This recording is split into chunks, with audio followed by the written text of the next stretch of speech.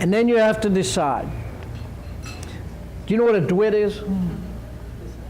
That's an ancient term I made up.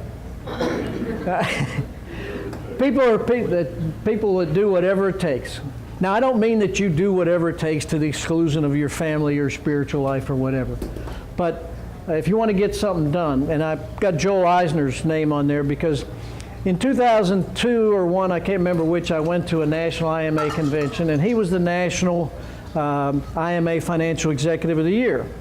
And he and his partners had a floor covering business up in Baltimore area. And he commented during the presentation for the last 6 years they'd grown 25% a year in revenues. Well, I was just new at Savannah Manufacturing, so I was curious, well, how did you do that? You know, I'd like to know, is there some secret marketing campaign or, you know, secret sauce that you did to grow your business? So I went up to him after his presentation and I introduced myself and I said, Mr. Eisner, I said, how did you achieve 25% a year growth?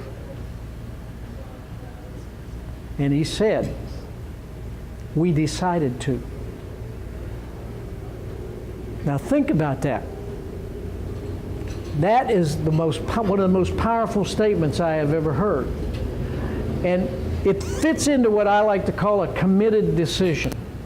There's decisions that people make for New Year's resolution that are forgotten 2 days later.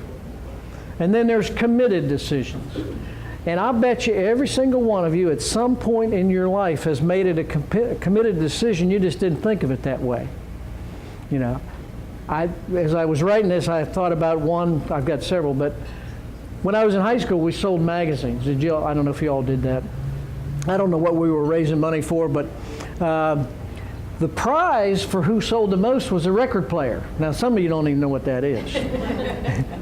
But back then, that was a big deal, and I knew my parents couldn't afford a record player, and I wanted it. But you got to remember, back then I was very shy, unbelievably shy.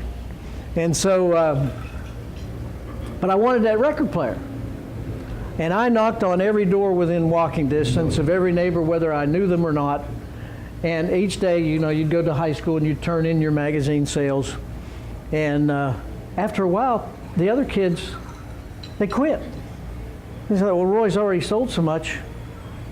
I mean, when the results were tabulated, I outsold everybody 8-1. Here I was scared to death that somebody would outsell me and they would get the record player. But what I had done without realizing it was committed a decision to do whatever it takes to get the reward that I wanted.